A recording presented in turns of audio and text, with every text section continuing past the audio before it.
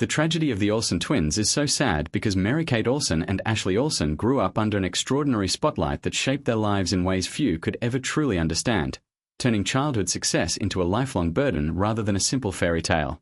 From infancy, the twins were thrust into global fame through television, becoming household names before they could speak, consent, or comprehend the meaning of celebrity. While audiences saw smiling faces, coordinated outfits, and an image of effortless charm, behind the scenes the pressure to perform never paused. Their childhoods were structured around production schedules, marketing demands, and public expectations that left little room for normal development. As they grew older, the novelty that once protected them became a cage, with every personal change scrutinized and judged.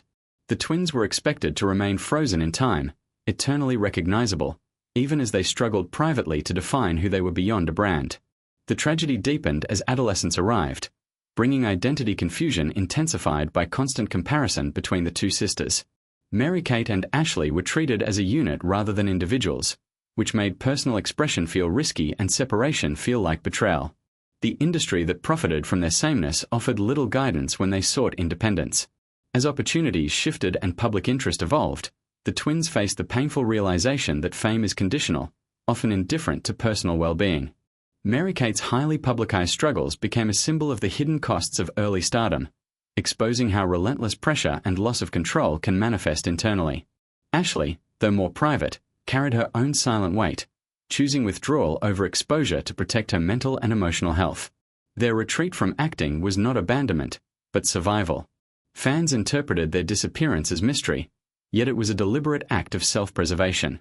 The tragedy lies in the fact that stepping away was the only way to reclaim autonomy after years of being managed, packaged, and consumed. Even their success in fashion, while impressive, came with its own sacrifices, demanding discipline, perfectionism, and emotional distance. The twins learned to trade visibility for control, building an empire while remaining personally elusive. This choice protected them, but also reinforced the sense that their true selves were safest when hidden. The sadness of their story is not rooted in failure, but in what was taken too early: privacy, choice, and a childhood free from obligation. Mary-Kate and Ashley were never allowed to fail quietly, experiment freely, or grow unnoticed.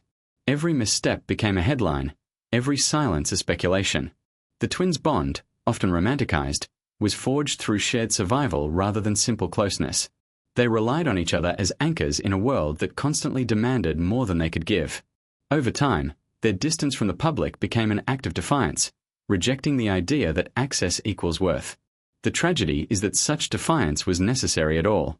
Their story exposes how society consumes young talent without accountability, celebrating success while ignoring its cost. Though they achieved financial independence and creative control, the emotional toll remains an unspoken chapter.